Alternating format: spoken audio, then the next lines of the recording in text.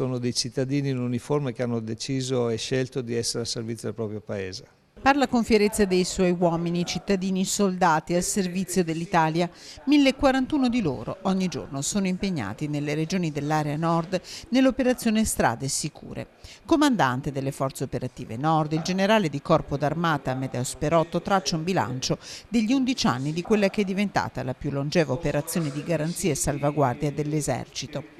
Partita il 4 agosto del 2008, nelle nostre terre sorveglia piazze, siti, stazioni, 107 gli obiettivi sensibili, soldati formati e addestrati. I soldati prima di iniziare il proprio servizio fanno un ciclo di addestramento non mai inferiore ai 2 mesi. Questi 2 mesi, oltre ad acquisire le tecniche principali per poter operare anche isolatamente, che riguardano sia l'aspetto sanitario che l'aspetto metodi di combattimento militare, anche l'osservanza delle consegne e la conoscenza dei posti, che è una cosa essenziale per poter lavorare inseriti in contesti che non sono tutti uguali. Agenti di pubblica sicurezza, i soldati di Strade Sicure.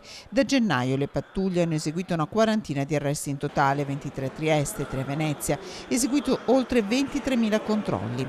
Uomini e donne in divisa con compiti di prossimità, come dimostrano questi episodi. Il primo accaduto a Padova. Una signora scesa dal treno ha avuto un malessere che si è prolungato per un po' di tempo.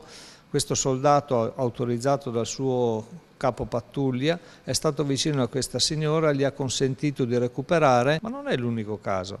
A Venezia c'è stato un turista australiano che si è accasciato al suolo. La gente ha capito che stava male, ma gli unici ad intervenire sono stati 2 soldati che gli hanno praticato, uno la respirazione bocca a bocca, l'altro massaggio cardiaco, come avevano imparato durante la fase di preparazione, che ha consentito a questo australiano di sopravvivere.